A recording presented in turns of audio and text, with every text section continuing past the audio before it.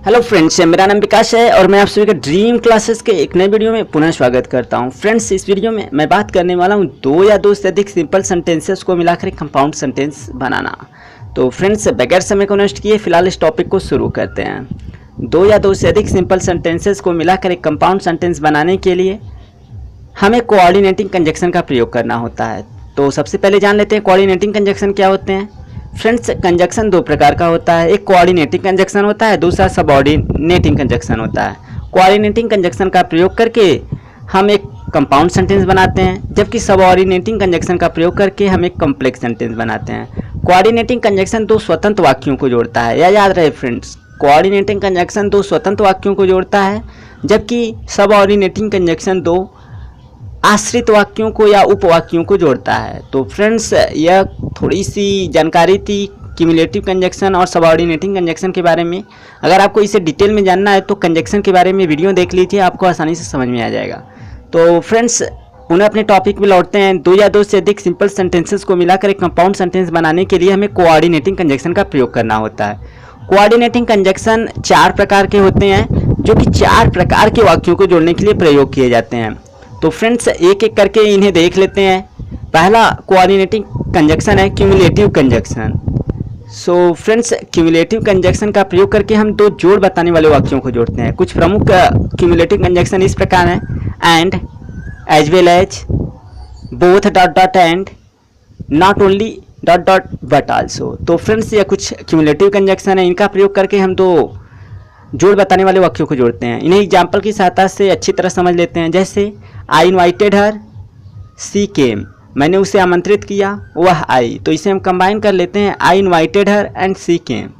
इसी तरह और एग्जाम्पल लेते हैं, बॉयज प्ले ओल्ड मैन सी, लड़के खेलते हैं वृद्ध व्यक्ति उन्हें वृद्ध व्यक्ति देखते हैं। तो हम इसको कंबाइन कर लेते हैं, boys play and old man सी।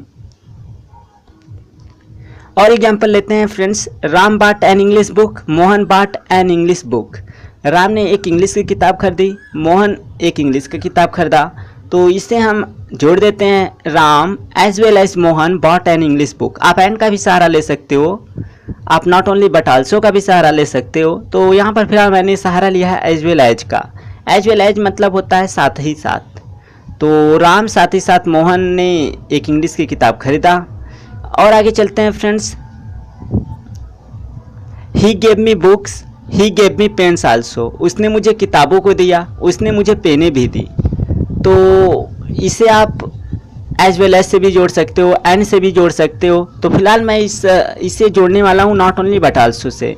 तो he gave me not only books but also pens. तो इस तरह से कंबाइन हो गया फ्रेंड्स। एक और एग्जाम्पल लेते हैं, Kabir was a poet, he was a social reformer. Kabir एक कवि थे, वह एक समाज सुधारक थे। तो इसको हम जोड़ सकते हैं, एंड से भी जोड़ सकते हैं, नॉट ओनली बट आल्सो से भी जोड़ सकते हैं, एज वेल एज से भी जोड़ सकते हैं। लेकिन यहाँ पर फिलहाल मैं आपको बोथ डॉट डॉट एंड के सारे जोड़कर दिखा रहा हूँ। Kabir was both a poet and a social reformer. So friends, इस तरह से हम लोग क्यूमुलेटिव कंजक्शन का प्रयोग करके कंपाउंड सेंटेंस बनाते हैं। दूसरे क्यूमुलेटिव कंजक्शन की बात करें तो दूसरा है alternative conjunction. Friends, alternative conjunction का प्रयोग करके हम दो विकल्प बताने वाले या विकल्प का बोध रखने वाले वाक्यों को जोड़ते हैं। कुछ प्रमुख अल्टरनेटिव कंजक्शन इस प्रकार से हैं, either dot dot are, neither dot dot नार, और अदरवाइज। तो इस प्रकार से यह कुछ अल्टरनेटिव कंजक्शन थे जिनका प्रयोग करके हम कंपाउंड सेंटेंस बनाते हैं। तो फ्रेंड्स, इसे और अच्छी तरह समझने के लिए एग्जाम्पल का सहारा लेते हैं। जैसे work hard you will fail, कठिन परिश्रम करो तुम फेल हो जाओगे। तो इसका हम कंबाइंड सेंटेंस इस तरह से बनाते हैं, work hard or you will fail. आप ऐसे भी कर सकते हो, work hard otherwise you will fail. एक और एग्जाम्पल लेते हैं, you are not my enemy, he is not my enemy. वह मेरा शत्रु नहीं है, तुम मेरे शत्रु नहीं हो। You are not my enemy, तुम मेरे शत्रु नहीं हो। He is not my enemy, वह मेरा शत्रु नहीं है। सो इस तरह से हम इसको कंबाइन करते हैं, नाइदर यू नार ही इज माई एनिमी, न ही तुम और न ही वह मेरा शत्रु है। इसी तरह एक और एग्जाम्पल लेते हैं friends, I didn't go to Delhi, my brother did not go to Delhi. मैं दिल्ली नहीं गया, मेरा भाई दिल्ली नहीं गया। तो इससे हम इस तरह से कंबाइन करते हैं, neither I nor my brother went to Delhi. So बहुत आसान है फ्रेंड्स, आप भी आसानी से कंबाइन कर सकते हो। एक और एग्जांपल लेते हैं आइदर और का। You have stolen my book, your friend has stolen my book. तुमने मेरी किताब चुराई है, तुम्हारे मित्र ने मेरी किताब चुराई है। यहाँ पे चुराने वाला कोई एक हो सकता है फ्रेंड्स, तो इससे हम आइदर आर से जोड़ते हैं, either you or your friend has stolen my book. तो फ्रेंड्स इस तरह से हम इसे अल्टरनेटिव कंजक्शन का प्रयोग करके एक कंपाउंड सेंटेंस में ज्वाइन कर सकते हैं। तो बात करते हैं तीसरे क्यूमुलेटिव कंजक्शन का। तो तीसरा क्यूमुलेटिव कंजक्शन है adversative conjunction. Friends adversative conjunction का प्रयोग करके दो विरोध बताने वाले वाक्यों को जोड़ा जाता है। तो कुछ प्रमुख एडवर्सेटिव कंजक्शन इस प्रकार से हैं, but, yet, whereas, while. So friends यह कुछ प्रमुख एडवर्सेटिव कंजक्शन थे। इन्हें एक बार पुनः मैं आपको रिवाइज कर देता हूँ। बट लेकिन अर्थ होता है, एट फिर भी होता है या तो भी होता है, वेयर एज जबकि अर्थ होता है, वाइल इसका भी अर्थ जबकि होता है, और स्टिल इसका भी अर्थ जबकि होता है। तो फ्रेंड्स यह कुछ प्रमुख एडवर्सेटिव कंजक्शन थे जिनका प्रयोग करके हम दो विरोध बताने वाले वाक्यों को जोड़कर एक कंपाउंड सेंटेंस बनाते हैं। तो इसे और अच्छी तरह एग्जाम्पल की सहायता से समझ लेते हैं। जैसे आई invited her, C didn't come. मैंने उसे आमंत्रित किया, वह नहीं आई। तो इसे हम देख रहे हैं दोनों वाक्यों में विरोध है, तो इसे हम इस प्रकार से कंबाइन करते हैं, I invited her but she did not come. मैंने उसे आमंत्रित किया लेकिन वह नहीं आई। Radha is poor, Radha is happy. Radha गरीब है, राधा प्रसन्न है। तो यहाँ पर इसको हम कंबाइन कर देते हैं, दोनों में विरोध है, Radha is poor yet she is happy. Radha गरीब है फिर भी वह प्रसन्न है। फ्रेंड्स इन दोनों वाक्यों में जो मैंने आपको बताया, इसमें आप बट तो पहले वाले में प्रयोग किया, उसमें भी आप एट का प्रयोग कर सकते थे, स्टिल का प्रयोग कर सकते थे। तो friends Radha is poor yet he is happy आप ऐसे भी कर सकते हो, या फिर Radha is poor but she is happy आप ऐसे भी कंबाइन कर सकते हो, लेकिन आपको एडवर्सेटिव कंजक्शन ही यूज करना है, आपको यह माइंड रखना है। इसी तरह एक और एग्जांपल लेते हैं, एवरीथिंग डिकेज सभी चीज़ें नष्ट हो जाती हैं, बुक्स सर्वाइव किताबें सुरक्षित रहती हैं। तो इससे हम इस प्रकार कंबाइन कर देते हैं, एवरीथिंग डिकेज सभी चीज़ें नष्ट हो जाती हैं, वाइल जबकि बुक्स सर्वाइव जबकि किताबें सुरक्षित रहती हैं। आप वाइल की जगह बट भी लिख सकते हैं, कोई भी समस्या नहीं है। तो इस तरह से हम कंबाइन कर देंगे, everything decays while books survive. एक और एग्जांपल लेते हैं friends, Ravi is rich he is miser. Ravi अमीर है वह कंजूस है। तो फ्रेंड्स इसको इस तरह हम कंबाइन करते हैं, Ravi is rich but he is miser, लेकिन वह कंजूस है। रवि अमीर है लेकिन वह कंजूस है।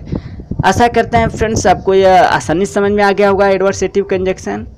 एक और एग्जांपल एडवर्सेटिव कंजक्शन का ले लेते हैं, जैसे ही इज इल वह बीमार है, ही वर्क्स हार्ड वह कठिन परिश्रम करता है।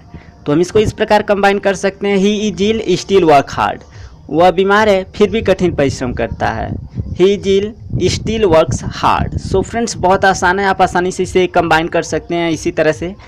और फ्रेंड्स अगला क्यूमुलेटिव कंजक्शन की बात करें तो लास्ट जो क्यूमुलेटिव कंजक्शन है वह एलेटिव कंजक्शन है। एलेटिव कंजक्शन का प्रयोग करके हम दो रिजल्ट बताने वाले वाक्यों को जोड़ते हैं, अर्थात एक वाक्य में कारण दिखाई देगा तो दूसरे वाक्य में रिजल्ट। इस तरह के वाक्यों को हम एलेटिव कंजक्शन की सहायता से जोड़ते हैं। तो कुछ प्रमुख एलेटिव कंजक्शन इस प्रकार से हैं, देयरफॉर, फॉर, सो।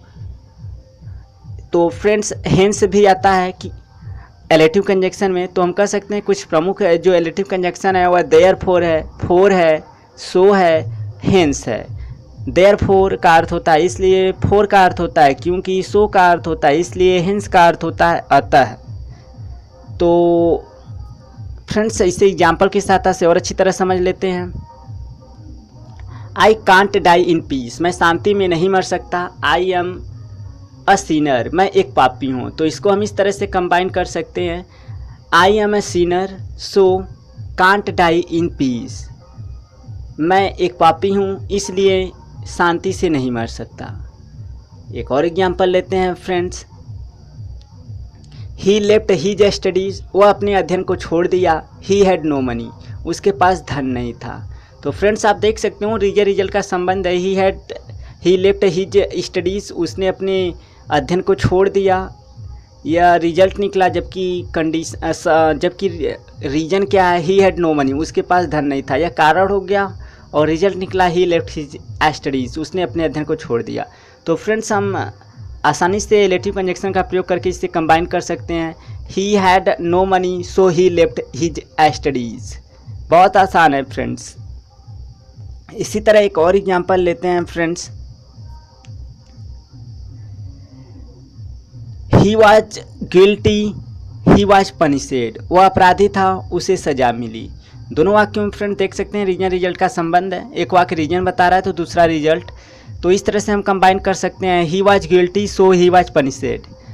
इसे आप चाहो तो फोर का भी सहारा लेकर कंबाइन कर सकते हो, लेकिन इस कंडीशन में आपको वाक्यों को एक्सचेंज करना पड़ेगा। इस तरह से आप कंबाइन करेंगे, he was punished for he was guilty, यानी उसे सजा मिली क्योंकि वह अपराधी था। तो फ्रेंड्स आशा करते हैं आपको काफ़ी हद तक समझ में आ गया होगा 2 या 2 से अधिक सिंपल सेंटेंसेस को मिलाकर कंपाउंड सेंटेंस बनाना। तो friends thanks for watching and don't forget to like the video. Thank you so much.